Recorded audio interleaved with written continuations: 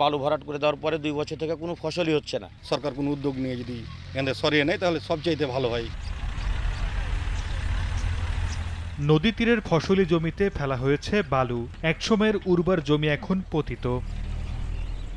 চাঁপাইনবাবগঞ্জের গোমস্তাপুর শিবগঞ্জ উপজেলার মহানন্দা নদী খনন করে বালু ফেলা হয় পার্শ্ববর্তী জমিতে। সঠিক সময়ে অপসারণ না করায় প্রায় 100 বিঘার ফসলি জমি ঢাকা পড়েছে বালুতে। এ কারণে জমিগুলো হারিয়েছে উর্বরতা।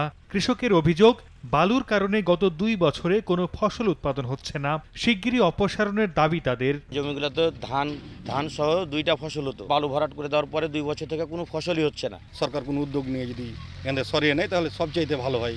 বিকাশে কম খরচে ক্যাশ আউটের লিমিট বেড়ে 50,000, প্রিয় এজেন্টও 2টা। এ নিয়ে নির্বিকার পানি উন্নয়ন বোর্ড।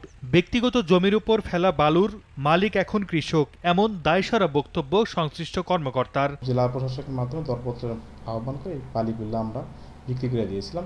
ম্যাক্সিমাম জায়গাতে বালি নিয়ে চলে গেছে, কিন্তু একটা জায়গায় ঠিকাদার নিতে পারেনি এবং টাইম এক্সটেনশনও করা হয়নি।